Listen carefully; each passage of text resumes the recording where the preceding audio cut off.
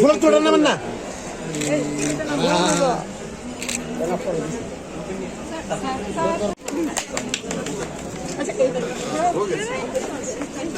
দিদি দিদি দিদি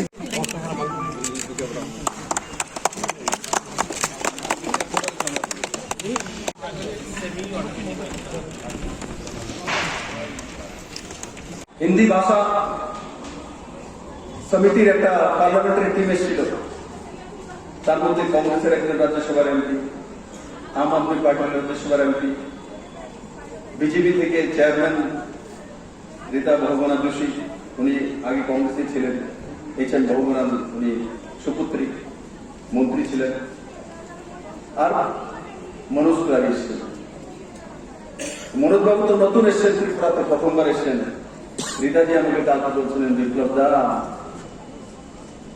आज का त्रिपुरा परिवर्तन हो गया, मैं कांग्रेस कहते बहुत आया था, तब क्या थी आज क्या हो गया, त्रिपुरा बहुत आगे निकल जाएगा। मुझे बहुत अच्छा लगा, मैं पहले भी आती थी त्रिपुरा में, आज भी आया हूँ, आज मुझे एक नया त्रिपुरा दिख रहा है। एक मुख्यमंत्री को इससे बड़ा उपहार क्या दे सकते मुझे, मेरा त्रिपुरा सुंदर लगा, मुझे अच्छा लगा, तो नीट एंड क्लीन है, डेवलपमेंट दिख रहा है, सब कुछ पॉजिटिविटी में चले गए, लोगों के मन में हंसी है। बोले हमने रिक्शा चालकों को भी देखा तो उसके चेहरे में भी रौनक है, समझ में आता है हर घर में आपने खाद्य पहुंचा दिया है। दो कांग्रेस के राज्यसभा के, एक कांग्रेस के आम आदमी पार्टी के। बोले दादा है तो हम विरोधी पार्टी में, किंतु आपके राज्य में काम हो रहा है, आपके जैसा नौजवान को मुख्यमंत्री बनना चाहिए। हमने बोला मैं नौजवान नहीं हूं, मैं 50 लाख हो चुका हूं, मन मेरा नौजवान है, मैं 70 भी हो जाऊंगा तब भी मैं नौजवान ही रहूंगा, क्योंकि वो मैंने मोदी से सीखा। তাই বন্ধুরা আমি সবাইকে বলবো পজিটিভিটির সঙ্গে কাজ করুন, জিত আপনার নিশ্চিত হবে। আর 11 দিন যাবত এই মেলা প্রাঙ্গণে সবাই মিলেমিশে তার লুৎফ উঠান এবং ত্রিপুরার যে বাণিজ্যিক দর শুরু হয়েছে সেই দরকে আগে এগিয়ে নিয়ে যাওয়া, ত্রিপুরাকে স্বনির্ভর ত্রিপুরা তৈরি করা, রোজগারি ত্রিপুরা তৈরি করা, এটাই আমার বলার ছিল। ধন্যবাদ, জয় হিন্দ। তো হাসি মজাক করানো হচ্ছিল,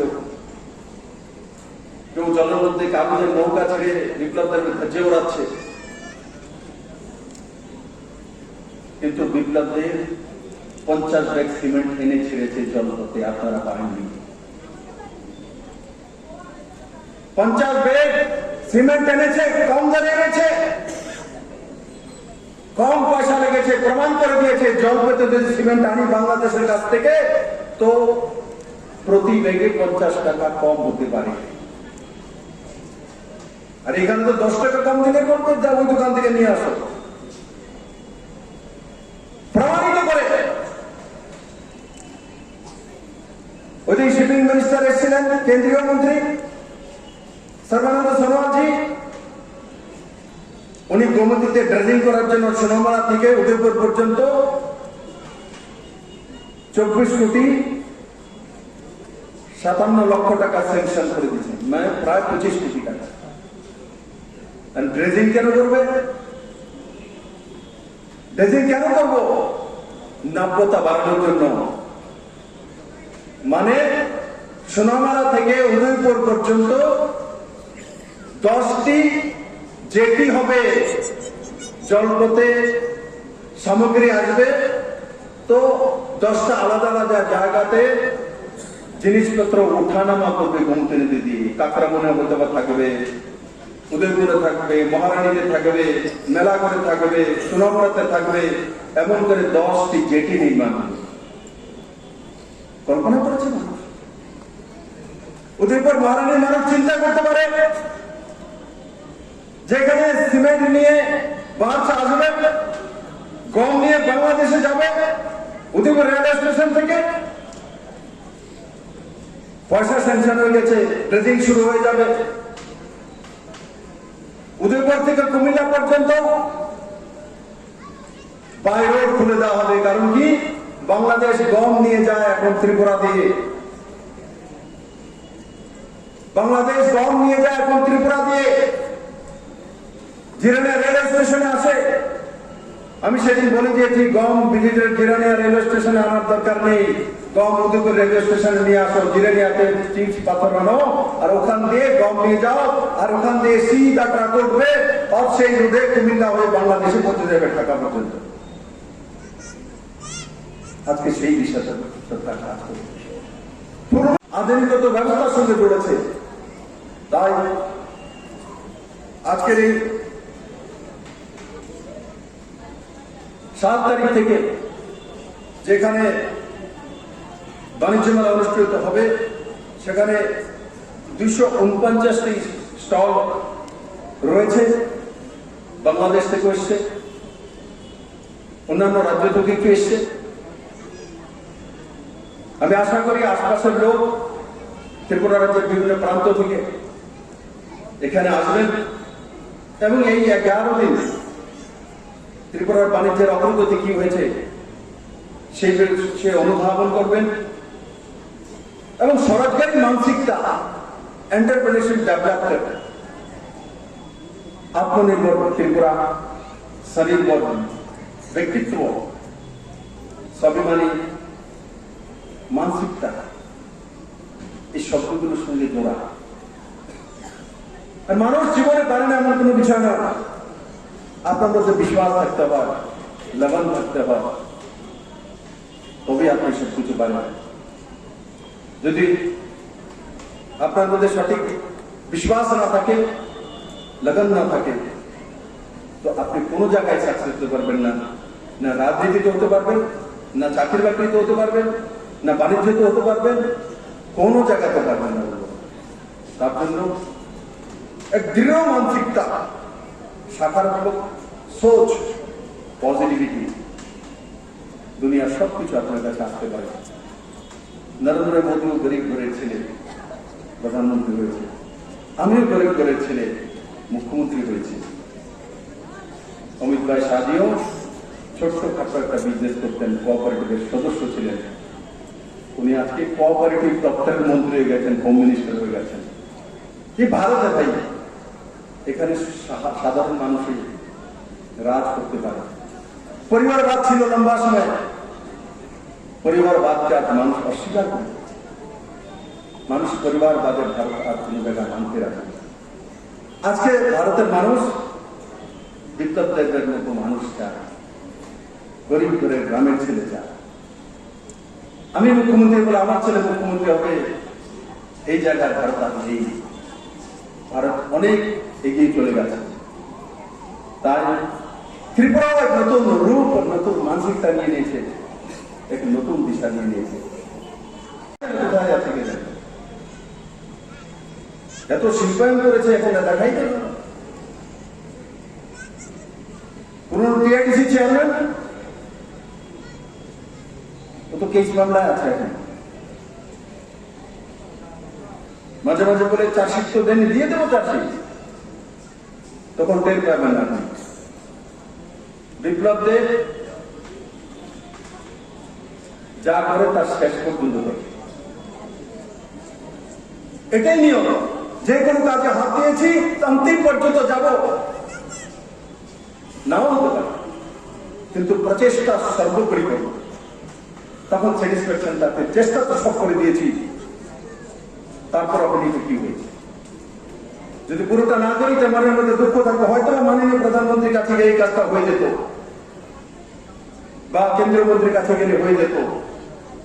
তার জন্য আমরা যখন সরকারি কাজ করি, অন্তিম পর্যন্ত চেষ্টা করি কাকে কাকে দিয়ে কাজটা হতে পারে তার কাছে পর্যন্ত পৌঁছে।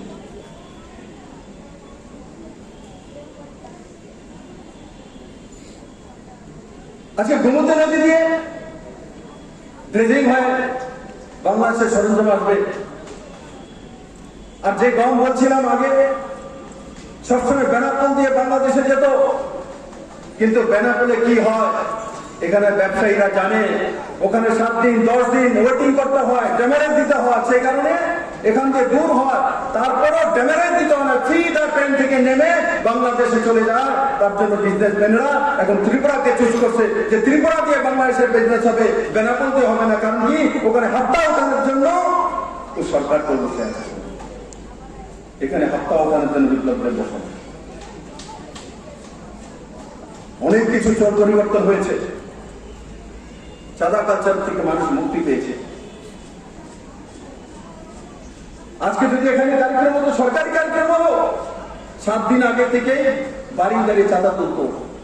যেখানে মুখ্যমন্ত্রী আসবেন, এমএলএ সাহেব যাবেন, স্থানীয় এমএলএ, তো কার্যক্রমের জন্য চাঁদা দেন বাড়ি চাঁদা শুরু। এখানে যারা এসছেন চাঁদা দিয়ে আবার এখন তো ফ্রিতে এসেছেন। এখানে যারা এসছেন ফ্রিতে এসে গেছে। যদি পুরনো সরকার থাকতো চাঁদাও দিতে হতো, আসতে হতো, না হলে রেশন শপের কার্ডটা নিয়ে নিবে তার থেকে। বাজার যে কার্ডটা আছে সেটা নিয়ে নিবে। কিন্তু আজকাল রেশন কার্ড নিয়েও কোনো লাভ নেই, অনলাইন করে দিয়েছে। কাউর রেশন কার্ড বন্ধক দেওয়া যাবে না।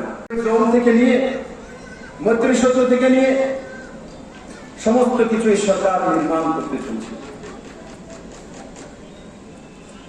বন্ধুরা, শুধু জিরানিয়া স্টেশনে সবচেয়ে মাল ওঠানামা করে সবচেয়ে বেশি। এখন আরো 5-6টি স্টেশনে ওঠানামা করার জন্য প্রস্তাব আমরা পাঠিয়েছি, কিছুদিনের মধ্যে চলে আসবে। তখন ডিসেন্ট্রালাইজ করবো, কোনো জায়গায় এটা নামবে, কোনো জায়গায় এটা নামবে, তখন বিজনেসম্যানদের সুবিধা হবে। এবং যারা সাউথের বিজনেসম্যান, তো সাউথেই নামিয়ে দেওয়া হবে। যারা আগরতলা এই ছেলে করে বাজারঘাটে নামিয়ে দেওয়া হবে, শেখারপুরে নামিয়ে দেওয়া হবে, কুমারঘাটে নামিয়ে দেওয়া হবে। ওই দিশাতে সরকার কাজ করছে।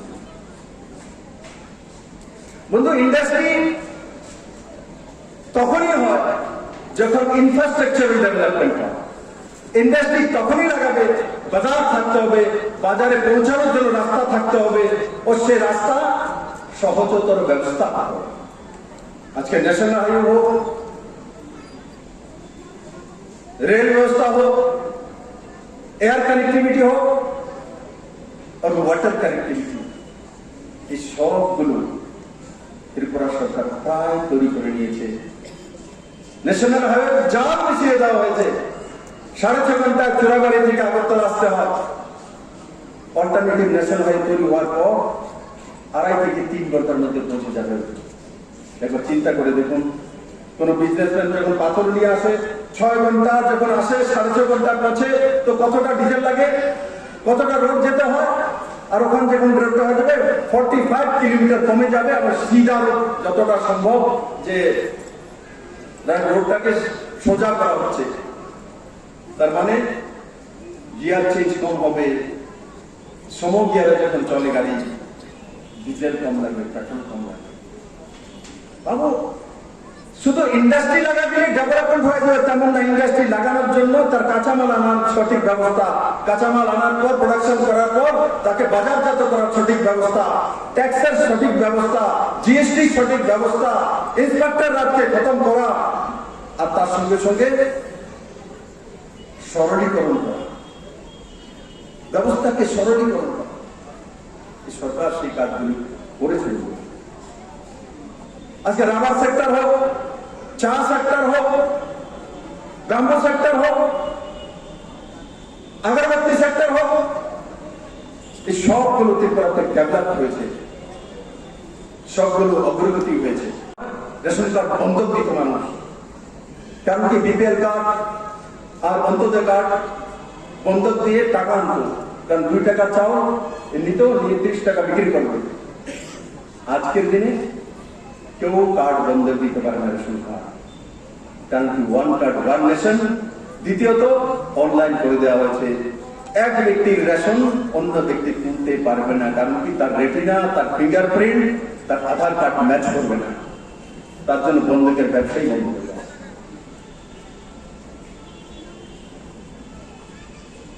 ফায়ার এনওসি, যে কোনো ছোট্ট একটা ইন্ডাস্ট্রি চলতে গেলে ফায়ার এনওসি লাগে। কতদিন লাগে এখন ফায়ার এনওসিতে? যদি কাগজপত্র ঠিকঠাক দিয়েছেন 24 ঘন্টার মধ্যে আপনার অনলাইনে পারমিশন পৌঁছে যাবে। আগে ফায়ার এনওসি 3 জোড়া চপ্পল শেষ হওয়ার পরে তারপরে ফায়ার এনজিনিয়ার বিল্ডিং এর এনওসি বিল্ডিং প্ল্যান অনলাইনে স্বাগতে কিছুই ছিল না।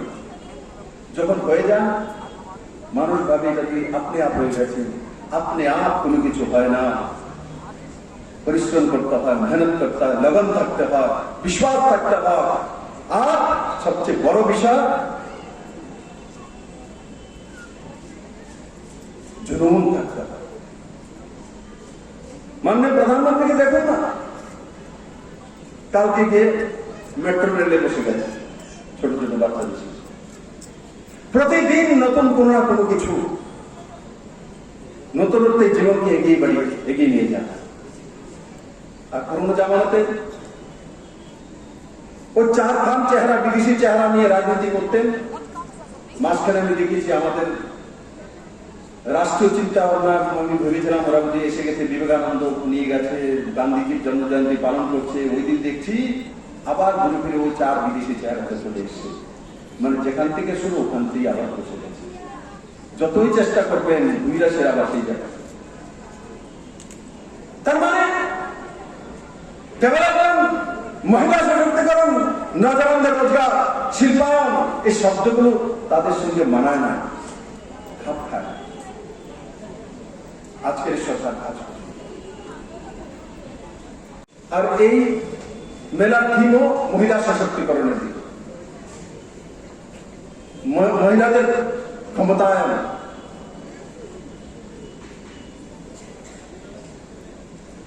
মহিলাদের ক্ষমতায়ন এমন ত্রিপুরা মানুষ অনেক শুনেছে, অনেক চিৎকার বার্তা। এখন তো ভাষণ কমেই হয়ে গেছে। আগে উদয়পুর থেকে আগরতলা যেতাম, আর যদি বিকেল হয়ে গেছে তো সব জায়গায় সিঙ্গেল লাইনের একটা মিছিল চলতো নারী সঙ্গীত। হাতে একটা বাজারে দেখ মিছিল করতে বিশাল করে পাবো, বিশাল করে পাবো, বাগমাতে পাবো, মানে যে কোনো বাজার থাকবে থাকবে। আর একটা স্টিক কর না, চিৎকার বার্তা করছে। শিল্প বাণিজ্য এই দুটি শব্দ সবসময় প্রভাবমান থাকতে পারে। শিল্প বাণিজ্য প্রভাবমানই থাকে। আর একটি শিল্প তৈরি হলে তার সঙ্গে সঙ্গে আরো আনুষঙ্গিক শিল্পায়ন, অর্থাৎ লাগাতার পরিবর্তন। সেটা হচ্ছে কোন রাজ্যের উন্নয়নের এক সঠিক দিশা।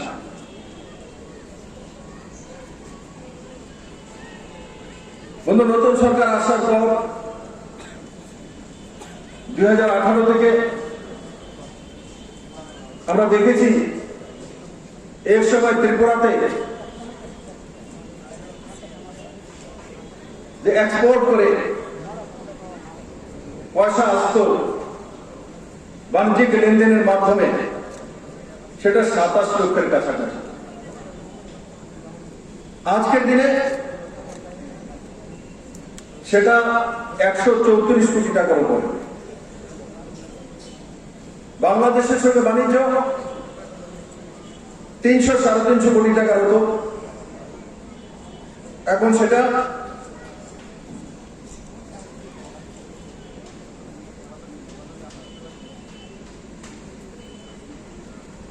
প্রায় 733 কোটি টাকা। বাণিজ্য প্রবাহমান, শিল্প প্রবাহমান, ত্রিপুরার মানুষের রোজগার বাড়ছে। তার প্রমাণ কি? মুখে বললে তো হবে না। আগে তো সরকার ছিল, বলার জন্য তোরা মাহি এই করেছি সেই করেছি, স্বর্ণ যুগ এসেছে, মুক্ত যুগ এসেছে,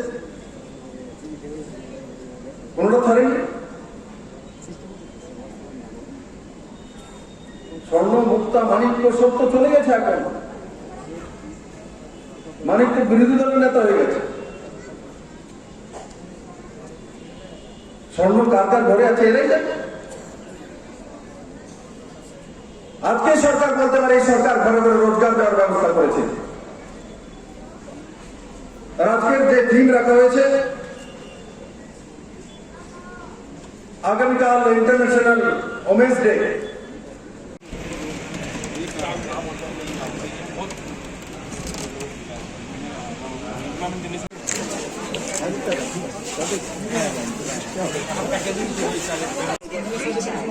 I produce up to 15,000 eggs daily and earn more than 1.6.